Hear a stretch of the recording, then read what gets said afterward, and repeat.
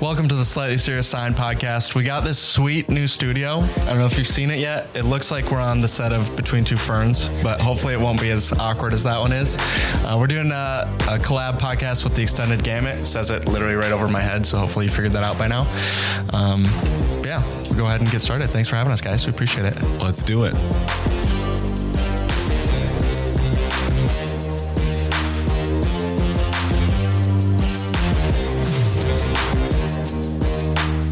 Okay, here we are with a collaboration between IT Supplies, or IT Supplies when it's known by me. And we just did hear what IT Supplies was. It's Ink and toner. Ink and toner. Ink and toner. I thought it was IT, like IT support, but it's ink and toner. And then Wensco, and we are direct competitors. So the people that are watching, do we get along with our direct competitors? Obviously, we're sitting right here, and there's been no fist fights or nothing yet. Not yet. But we're direct competitors in some markets with some machines. I mean, we lost a deal not too long ago to you guys. I think it was a 2 Epson deal. Probably because our sales rep sucked, but he's probably going to listen to this too. He will. But I also learned that you guys put out other videos too, and a different sales rep, Craig Gray, says, I watch all their videos. So he obviously watches your videos. Oh, so that's good. But anyways, we're going to talk about the difference between their business and our business. We're obviously more towards a Signman. They're more towards a... Like photo, fine art, print on demand. It's like It's more distinguished. Don't insult their customers. I don't think our customers would disagree with you, though. That might be the problem. Yeah, I would say sometimes it's people that find us, it's color critical applications. They're trying to work through workflow. It can be a little more complex versus, and they're printing, right? We're taking graphic images and putting them on something, whereas you guys are doing that, but also doing things that are tied to signs. Well, that, and at least sign guys, I mean, 70% of our stuff's going up in the air or away from you, where you're not like here, you're looking right at it. Yeah. We're not always looking right at, like you're looking at it, but like you can get away with a lot every foot you get away from the sign. And think of the sign man, nobody's looking. I mean, there are some, but most of them are either up in the air or away from you. Like, yeah. So if 26 years ago, IT Supplies was founded, and the IT, it was Ink and Toner Supplies, and that was a available web domain. Wensco was founded in 1937. It's Wholesale Electric Neon Supply Company. Wholesale Electric Neon Supply Co. Okay. So it's not someone's last name. Nope. No. So we were big in the electrical side of the business to start. So that's all there was. Neons and lights and paint, basically. When it started, it was people painting signs and like putting fluorescent bulbs to light them up. And even channel letter coils were all neon, where now they're 99% LED. Yeah. So it was just different. Like you had to be an artist. You couldn't be a sign guy just about without being an artist, because you had to paint it. Yeah. And computers kind of took it over a little bit. You still need to be somewhat of an artist, but like not like you used to be. Like, I mean, if you couldn't paint something, you couldn't paint your name and be smooth. You didn't usually make it. Or you had to be an electrician or very crafty. Like there's no way I could have been a sign guy before computers. No way. Because I'm not nearly talented enough, and I can't build anything. I can't even build a birdhouse. Birds would die if I built birdhouses. You said on one of the podcasts that the sign guys are just people who do arts and craft for a living. That's correct. Yeah. Sign guys are adults who do arts and crafts for a living. And we've had those stickers printed, and so many people picked them up and laughed at them because they were like, it's pretty much true. I literally just joked. We have classes coming up. So I sat in our demo room, and I was printing and cutting these files out, and people kept coming in like, what are you doing? I said, today's my arts and crafts day. I should have brought my kids in today, because literally I was just cutting, and that's basically what it is. But it's different now. Like I obviously that's what I did the whole day, and it's not hard, right? I'm cutting straight lines and I'm running a printer, super simple, versus before you had to hand paint signs and bend neon. So you needed a physical skill to be able to do that, versus now you can get away with a lot more with technology. So, So how much, I don't know if you even want to talk about this, but we'll see, but how much of the business now is like manufactured signs, that old school LED, all that, and how much of it is like printed, digital, that kind of thing that you guys service? It's, the sign business is about 50-50. When it comes to what's growing the fastest, our digital media is growing faster than the other sides of it, but the other part is still a big part of it. And that's why we don't have as many ups and downs, is because there's so much, like, if electric's down, digital might be up, or vice versa. Digital's down, electrics might be up, and a little bit goes in seasons. Electric obviously goes in seasons, especially in Michigan or even Illinois. Like, you're not gonna be way up in a bucket truck in a snowstorm, trying to fix a sign. So, and then time change affects us a ton too, because nobody knows their signs out, because they leave, it's light out. They come in, it's light out, and all of a sudden when they're coming in, it's dark out, and they're leaving, it's dark out. All of a sudden everybody recognizes my sign, and then so you have like a busy we have a busy season both times. Yeah. And then it's not normally just bulbs either. It's like, they start looking at it, I'm like, man, it's getting faded, I should probably get a new sign. So this was a question as I was thinking about your business that we aren't a part of. Like, so how would a sign shop ever have enough stock of supplies for a sign? Like, I'm thinking like, well, who's designing what the sign's going to look like? And then who determines what parts go into it? And like, how does that all work? I think one of the main things with that is I think what's important on our side of the business is to make sure we have reps in the field for that, because I think there's a lot of times you just don't know what you don't know, right? So if you bring it to like one of our reps and they might not know the answer, but if you're like, hey, this is what we're trying to do, like how should we go about that? If they don't know the answer, we have the resources to get it to them, because it might be something you've done 100 times and you're like, this one is just slightly different, right? I need to light it differently. I need to put it up differently. It's not going to work the same as it did before. And there's a billion different materials in the market, right? So like polycarbonate acrylic is a great example, right? You can get two sheets.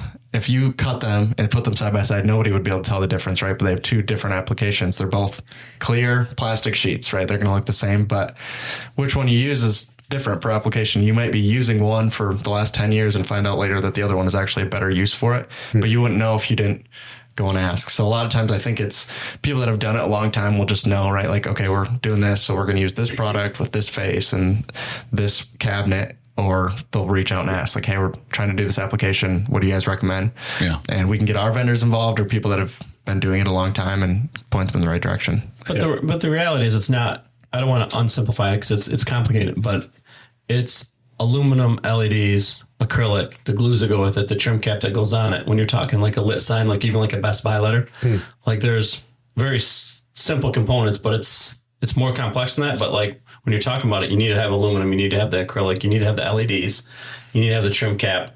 And after that, then it's like, okay, what style, what brand, what application do I need on that? But that's a simplified version of what they need. Yeah, it's basically a rotation of the same 4 or 5 parts, right? For 90% of your signs, right? Like a Taco Bell sign versus a Best Buy sign, right? They look completely different. They use probably 90% of the same parts, right? So it's just a slightly different application for the same amount of products. And some people will get more creative, right? You'll get like channel letters, you'll get like carved signs, or you'll get just a square sign, which is the most popular here stateside, at least. So it kind of depends on what sign shop you go to and how creative they can be with it versus what the customer wants to. So we always talk about when we're like out with our families, we're walking around and how many things we point at that like, oh yeah, like that's printed and our families are like, all right, shut up. But I can't imagine, I mean, every sign you see, you have to be like, you should see when we're all together. So me and the 3 boys all work together. So like we're all you and Tater industry. And Tristan, Tater, Tyler? Tristan, Tyler. We all, so like you walk into Burger King, you're like, you see the little sign thing, like bend it. And I mean, I don't want to say we're opposed to some signs of getting broken, but like hailstorms are our friend. Yeah. Yeah. Tornadoes are our friends because what do you got to do? You got to get new signs, right? Yeah. But when you're sitting on the counter, like, oh, that's, we for the most part know what it is, or we quiz each other. Yeah. So we definitely spend a lot of time. You just see something you haven't seen before, and you're just like staring at it. You're like, huh, you're touching it. People are wondering why you're touching it. How'd they light that? How in the world did they set it up? They're like, you don't see any mounting screws, and you're like, oh, nice work. I can't see any of the hardware. Like, that's well done. Nobody else cares at all. Right. Which is the joke we make with our shops. Like, right when you go in there and they're like nitpicking this tiniest thing, and I'd be like, me and you are the only people that are ever going to see this. And even if I saw it, and like a lot of times they'll nitpick something, and it's going to be like a billboard, right? And you're talking like no nobody's going to even see this within 40 feet of the sign, right? Nobody's even going to be able to get close enough to see any of those.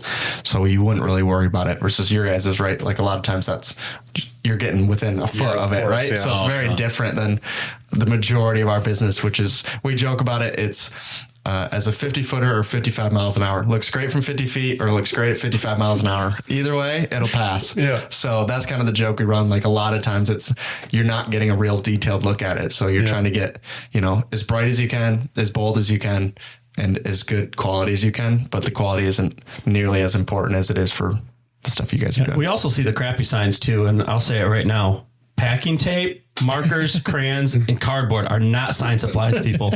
It sounds like arts and crafts, though. Yeah, but it's not like we do it at our shop. And I'm like, we'll put a sign on the door, put it up with tape, and it'll be handwritten. I'm like, guys, like that stuff is not sign supplies. I mean, at an open house, we tried to tape something to a signicade. Like, guys, it's not a sign supply. Packing tape is not a sign supply. But duct tape is, as long as you can't see it. Yeah. I mean, it's amazing we have capabilities of doing anything in our shop, and we'll still do that stupid stuff. And I always get mad at it. Like, they put a Scotch tape, handwrite a sign up. Like, you could have printed that and applied it in 2 seconds. Mm-hmm. Yeah. So one area that we might have overlap, I was just thinking, is in like color, right? So those signs where they're going to be viewed at a distance and at 50 miles an hour, that Best Buy yellow has to be perfect. Do you guys have a lot of customers that are like really? Yeah, and we do have. I mean, we joke about you guys, but we do have people that do that kind of stuff and like can really help that, make sure that the color's dialed in, all that kind of stuff. I mean, we obviously sell Onyx too, so we do have. So you're nerds. You guys are nerds, actually. A portion of us. We direct you to them. A portion of us. You have nerds. So we do have people that do that. I mean, that's why our sales reps listen to your videos and stuff like that. Thank you. We do get into that. We do get into like a lot of that. Like it has to be perfect. Yeah. Home Depot orange has to be Home Depot orange. And same thing. Coca-Cola red has to be Coca-Cola red. Yeah. So. Yeah, that's where Roland's been making a big push is in those, like, right, they're coming out with orange and green and all those specific cartridges because they're running into specific issues, right? Like Home Depot orange is a great example, right? Where like it's not an easy color to hit and right within their specs. So we run into it frequently enough that it comes out. I mean, any of those big corporations are all going to have specific Holiday Inn, they're green, Coca-Cola red, Home Depot orange. All of those you have to be within spec if you're going to put those signs up. So we deal with it on the print side, but we even deal with it on the substrate side, right? Some of those they're getting them pre-done before they even get them. They're not applying them at all. So our manufacturers are actually going in and getting it within that specific spec that they need and sending out the samples to the customer, and then our guys are going in and fabricating it. So we run to that as well. It's weird you said Holiday and green because like you guys don't see it, but we sell a lot of cut vinyl too. Well, a lot of the cut vinyl names are like Holly Green. What is it? Really? Holiday Green. You have Chevron blue, you have Pepsi blue. Like a lot of our colors are named after. They made a specific color for that specific big brand. Fortune. So you see, like we have. I don't know how many Avery colors there are, 100 and some colors. Yep. But some of them are like the same colors across every, 3M, everybody has the same color. Do you carry IT Supplies red in your warehouse? No. Yes, we do. It's Alpha Red. Alpha Red. Alpha Red. It does look similar. It is funny. It does feel like, we're in the business of printing, right? So it makes sense, but you'll find it funny if you walk through, like we just talked about ISA in the last podcast, but a lot of the exhibitors have the same like 3 colors with all their logos, right? So I just find it funny, like it's all like very dominant colors, and it's because that's what we do, right? We're CMYK across the board. That's just the business we're in. So a lot of people are like, we pretty much have CMYK logos because that's the business we're in. It makes sense. So. I think it's funny that the sign guys, that their logos clip art. You couldn't come up with something else. I'm not going to call anybody out Auto Skins. Like they're a big shop, and his logo's clip art. Yeah. Like everybody can use your logo, buddy. I think that comes across just like. There goes one of his sponsors. Yeah. Kyle, I love you. Yeah.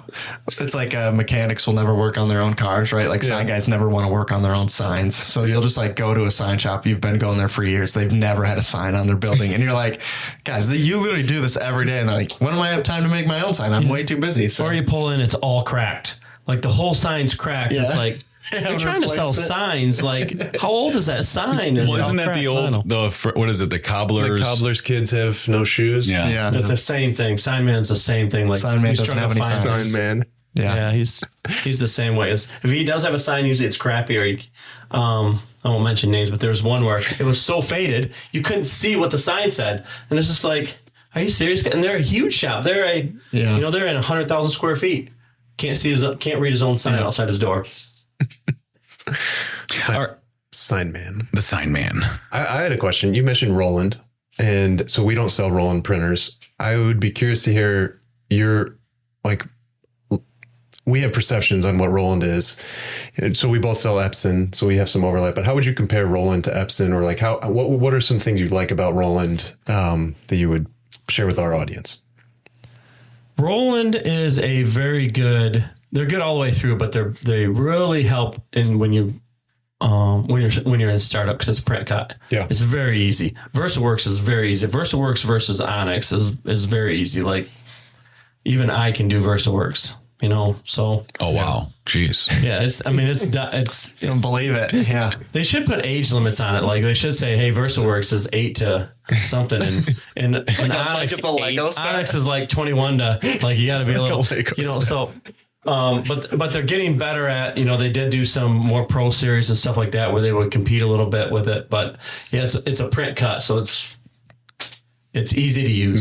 Made to be easy. Yeah. I think, they know the Signman market super well. I think that's where their big benefit is, right? Like, Epson comes from the other side of the business down to Signman. Yeah. First, Roland came into, basically that was their whole goal. Like, we're trying to sell you a printer for this specific application. So it's just super simple, right? Like, you can just go, you can start a sign shop, just put a Roland in there and it will work for the most part, right? You can do vinyl, you can cut, it's all in one thing. You don't need anything, other equipment to be brought in. So that's kind of the main benefit with them. Yeah. Epson, same thing, right? We both sell Epson, but theirs are mostly print-only devices, meaning you're already having to start with 2 pieces of equipment.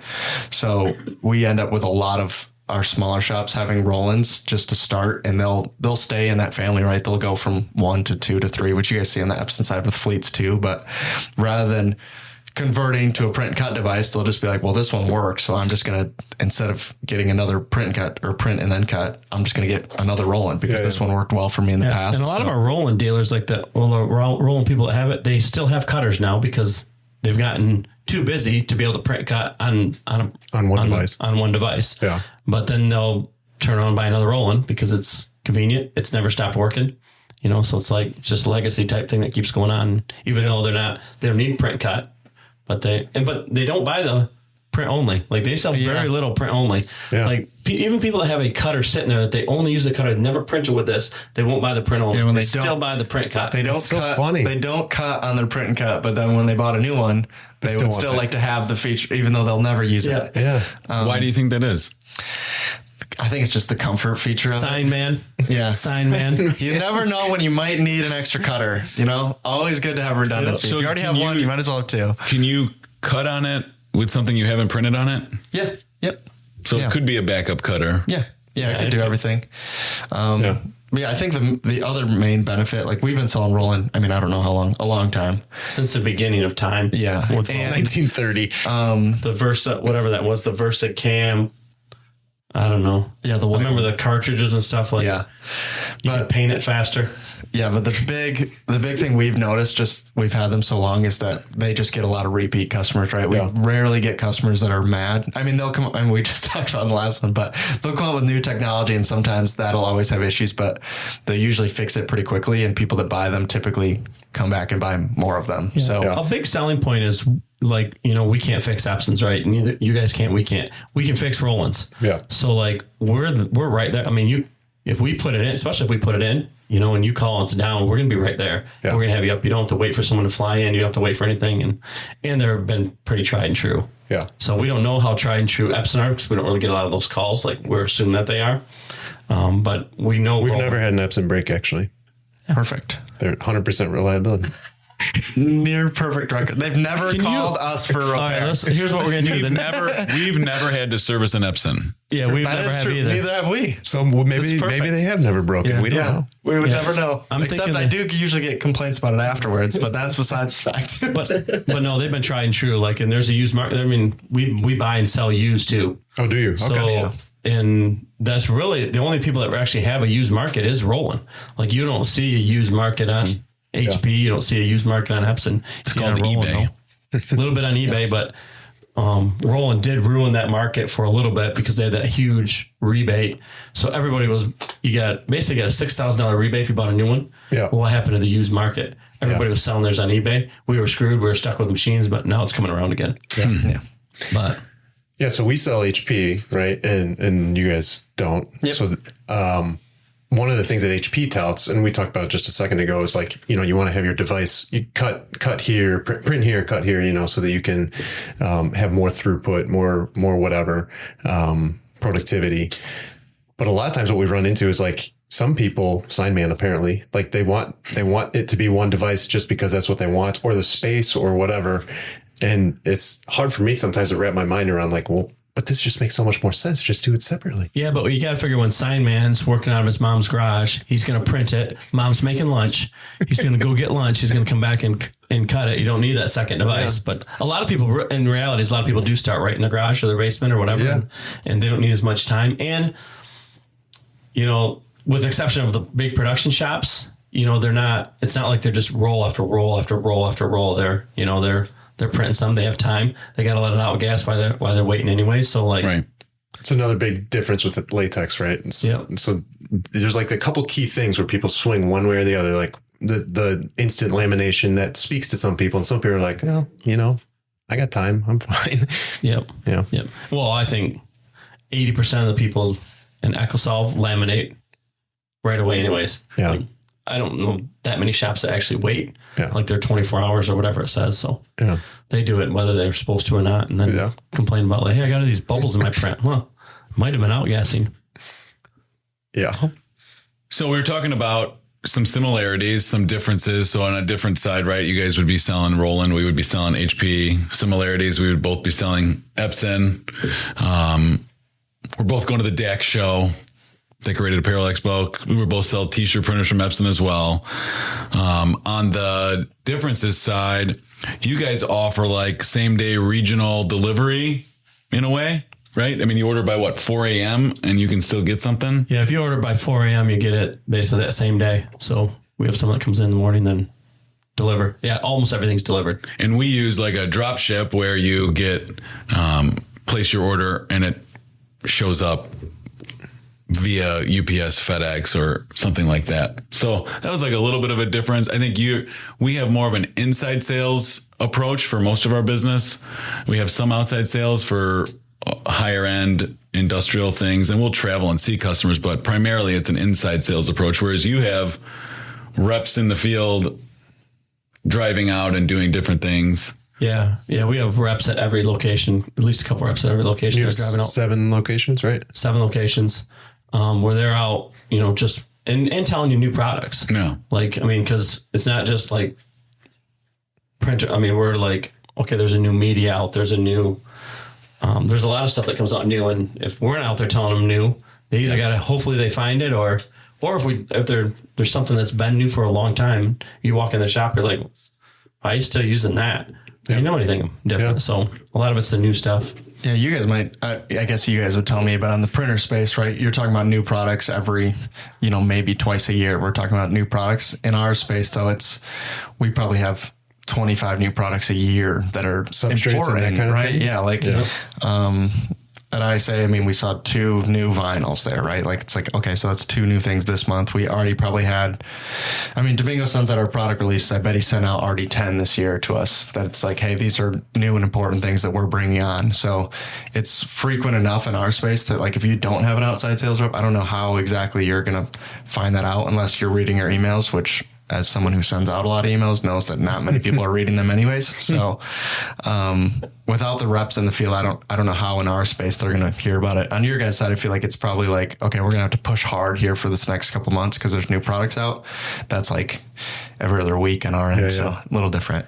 I think we try to reach out more with video content and some of that because we're in a specialty space a lot of times with photo or fine art or whatever, trying to reach every person who's using a photo printer in their house or basement. It's just not feasible to try and be on site with all of them. But if we can get them content to, let's say, this is the new 17-inch Epson printer for photo and do some videos on it and try to do well with that so that they get a sense for this is what's new, this is what's in the market. I think that's one way we're trying to solve that problem in the way that you guys are like on site in sign shops trying to solve that problem. Yeah, that and all our drivers are our drivers. So it's like it's not a carrier service. So like they work for us. Yeah. And you know, they're incentivized to like, hey, this guy had this guy had that. And then they get to know them too. Like you have, you know, like if you know your UPS guy, like, okay, well, they know our drivers. Some of them know them almost way too well. Like they know their pets' names. They know everything about them. So, but that's another part of our sales force. Our drivers are really a sales force too. Like they're out there promoting us too. Yeah. Another difference is like the nationwide versus regional, because we're drop shipping and doing an inside sales model. We're shipping from warehouses all around the country to places all around the country. Whereas, you know, we were talking about why didn't you do ISA? Well, why would I go do a show in Florida when my business is in the Midwest? And so that's a different, you know. And we, for the most part, try to stick to it because especially like if someone in Miami is calling me and they need, you know, a roll of Arlon vinyl, I'm just going to call Economy and say, hey, this guy needs a roll of Arlon. You go sell it to him. Because for me, it's not worth putting it on the, like even shipping it and everything else. Yeah, you're going to get it, but you're never going to keep that. For us, we're never going to keep that customer. It's a one-time sale. Like, I'd rather just give it to them. Maybe he can keep the customer. You know, so I'll push sales off to, you know, friendly competitors. Yeah. And we're in a business where a lot of our products don't ship, right? Like we're talking 4 foot by 8 foot substrates, right? Like unless you're going to buy a skid, it's not going to ship well, right? And we'll get some of that business and we'll lose it very quickly when they find out someone else can deliver it. Yeah. So rather than lose that business, a lot of times it's just like, hey, let's just refer you to somebody who's going to be able to actually fulfill this order for you. We probably could do it, but is it going to be in both of our best interests? No, definitely not a chance. So that's kind of like what we're talking about. Like we know our competitors, like that's a lot of the reason why we know them, right? So often we're just like, okay, I can't do this order for you. So let's just refer to somebody I know who can do it and we'll do a good job. Yeah. I think that's so healthy to like, I have the perspective that I'm not the best answer to every problem out there, right? Like that's why we have healthy competition. Like we talked about is like, we solve a lot of problems really well, but there are some things that Wensco's going to do better than us. 4x8s in Grand Rapids, we're not going to do that well. And so I like trying to be everything to everyone seems like a fool's errand. So just trying to really focus in on what we can do well, how we can serve the customers and their needs, and do it the best that we know how. A fool's errand. Fool's errand. Interesting. This is a wise man right here. The cobbler's shoes. Yeah. A fool's errand. Think of all the stuff that's come up. Yeah. But I mean, like, with you guys selling HP, like we'll run into situations where somebody's very happy, right, with their HP printer. Like, sure, we talk about Roland. We'd love to sell you Roland, but if you're happy, a lot of times it's like, okay, I'm not here to take that business. If you need anything else, let us know, right? Yeah. Like if you're happy, I don't need to attempt to sell you on something that you don't want to buy. It's just a waste of everyone's time. So I think that goes with it too. Like oftentimes just realize like, okay, you're happy. I don't need to take it. Like if you want to switch later, sure, we're around. But in the meantime, what else do you need, right? Yeah, we get that. I have to talk with sales reps all the time. Sell what's on the shelf. Because they're always like, oh, we could get this, we could get that. I'm like, just tell the guy what's on the shelf. Yeah. Like we don't need to be everything to everybody. Yeah. Like we have, I think, 10,000 active SKUs. 18,000 active SKUs. 18,000 active SKUs. Yeah. Like we don't need 19,000. Just sell what's on the shelf. Yeah. So those are some of the differences, but we found a decent amount of similarities. I think one was just, we talked about the ownership, right? We're in this, you guys are going into, I think you said Judy is 3rd generation, right? Her grandpa started. Yes, she's 3rd generation. So that's 3rd generation. We're into like our 2nd generation. So, just ownership that really cares for employees. And, I think that's a similar. I think both our companies are under great management too. Under great management. It's another great similarity. Unbelievable. That's We're both quiet over here. Everyone's just going for bonus points today. I think that was their whole goal. Yeah. How many times? Give them some love. I got nothing. Yeah. Nothing. Happy birthday. You didn't call me right away this morning. I called Tater at That's true. I did call you and did not say happy birthday. I think it was 12:15. I texted him happy birthday. Nice work. You're probably still at the gym. No, I actually set my alarm and I got up at midnight, but I fell back asleep and I woke back up at 12:15, texted him. You're still setting your alarm for midnight just so you can give yourself a happy birthday? No, my son's birthday is the same day. No. So I texted him happy birthday. I was going to text him right at midnight, but I fell back asleep before. It's his favorite son. He doesn't do that to me. I get it at just before midnight when he remembers. You're my fourth favorite out of 3. Yeah. What size text do you use on your phone? Are you at the age where it's the bigger? I'm close. No, I'm telling you right. I just turned 49 today, so I have one more year to have to wear Velcro shoes. Yeah. Next year, I'm going to have to start putting Velcro shoes on. All right. So ownership that cares for employees, obviously great management. You were saying you have about 100 employees, right? Yeah, a little over 100, I think. Yeah. Yeah. I think we're pushing. Give or take on a day. Yeah. And we're around 50 employees. So similar, you have more locations, but similar vibe, I think, within, our office. Well, we haven't been invited to their office to be on their podcast. Well, if you've seen our Slightly studio, serious sign podcast. if you've seen our studio, you might not fit in our studio. It's a little cramped. And I will tell you, our plants are way more aggressive. Yeah, we do. Got a lot more plants. We have our only plant is a cactus, and it does hurt real bad. So, gosh. We also have a love for food. I think that's a similarity. You guys brought us some cookies here for the. Yeah, I did. He brought you cookies for his birthday. I think he just wanted cookies. I think we have that's to put actually a candle in it, maybe. We should sing to him. Can we put it on your guys' social media? Happy 49th birthday to you. Yeah, maybe we will. Any other similarities you can think of, Andy? You guys mentioned how I thought this was cool on one of your podcasts, talking about how a lot of your best customers started as customers that are we're in a basement trying to figure things out, start up. I think we have similar, maybe different markets, but similar types of customers where it's cool to see a customer that needed a lot of help in the beginning and you watch them grow and build into something, bigger. It's nice to see when you have someone that you helped grow and then you have to call them later and you're asking them a question like, hey, I know you've done this. How did you do it? So it's weird how it comes full circle like that, where you're helping them in the very beginning where the easy stuff. And then as it gets more complicated, wait a minute. Yeah. So I think when we got here, you talked about kind of how IT Supplies started and talk about the reason he kind of started it is he saw a need for people to get service and they basically just got ignored. Yeah. And I think that's kind of where we thrive as well, right? There's smaller customers that maybe some of our competitors don't service real well, right? They prefer to deal with the bigger shops. And we always tell people we specialize in small to medium sign shops, right? We'll love to deal with large sign shops, right? We do a great job there, but our bread and butter is small to medium, right? 1, 2 owner, family owned, right? Husband and wife, that kind of situation is kind of where we thrive. And I think from hearing your guys' story, it's probably very similar where your specialty is hey, somebody that's getting into the business, we have the expertise that says hey, we'll show you what you need, not oversell you, not undersell you, and make sure that you have the right equipment for the job. So I think that's probably where we are similar there. I wonder if, because we talked, I don't know if it was on the last podcast or what, this maker market, right, that Roland and Epson are both kind of going towards with smaller UV printers, smaller DTG, DTF type printers. And that customer a lot of times is just starting out and needs a lot of help. And there's a lot to learn there. And it'll be interesting to see if some of our expertise, if that market needs the help and hand holding, what you've done for the sign industry, if we're able to bring that to a different type of customer, and what we've done with the photo industry, if we can take that same learnings, different process to address a new market. Everyone is looking for someone that knows what they're doing to help them when they're getting started. Right. So can we be that for a different market? For the Somo Mojo market? The Mojo market. The Mojo market. I like that.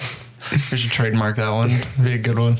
We have no idea what it stands for, but we'll just make up an acronym later. But no, I think you're right.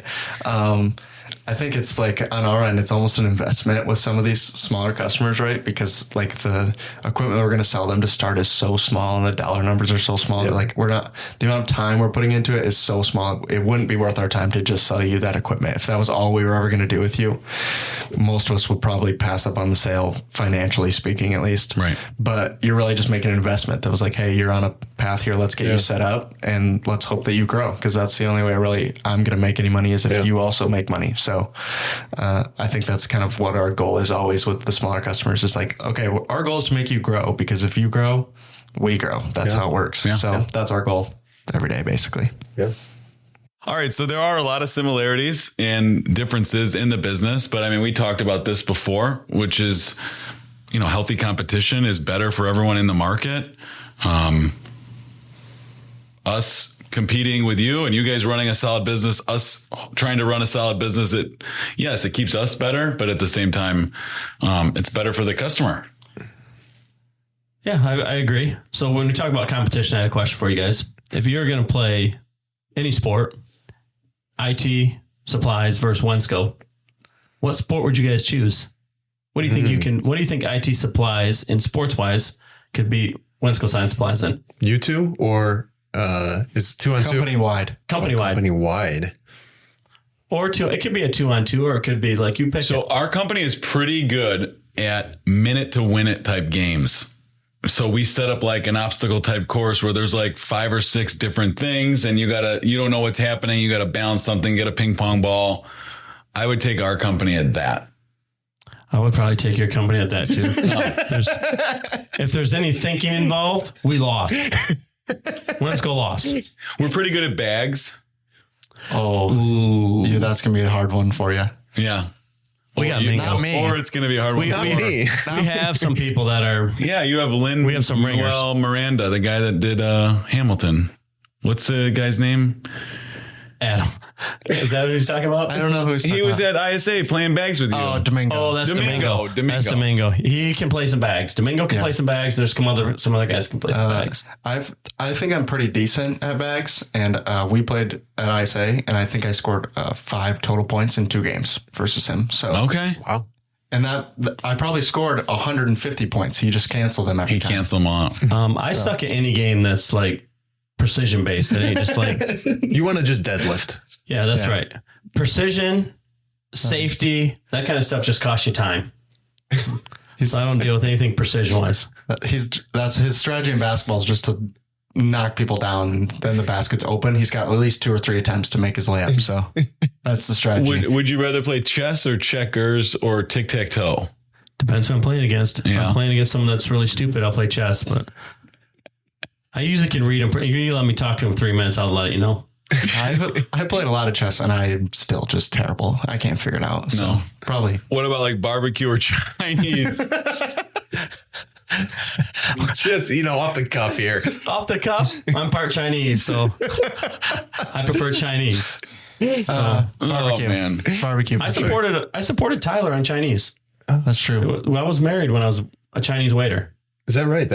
So you lived through the Chinese days. Mm-hmm. Well, I mean, I don't know if you were a Chinese waiter. I think you might have been a waiter at a Chinese restaurant. I don't know if that's probably accurate. Yeah. I just didn't say it's it just right. semantics though, really. I mean, it's it right. We got to wrap this podcast up. We're all going to get canceled somehow. We should definitely wrap it up. Thank you for listening. Hopefully you enjoyed the last couple episodes of us collabing together with some friendly competitors. Thanks for making the trip down. Yeah. This is the extended Gamut podcast with the Slightly Serious Sign podcast. Thanks again. You can find us on all the usual channels. Yeah. Thanks for having us.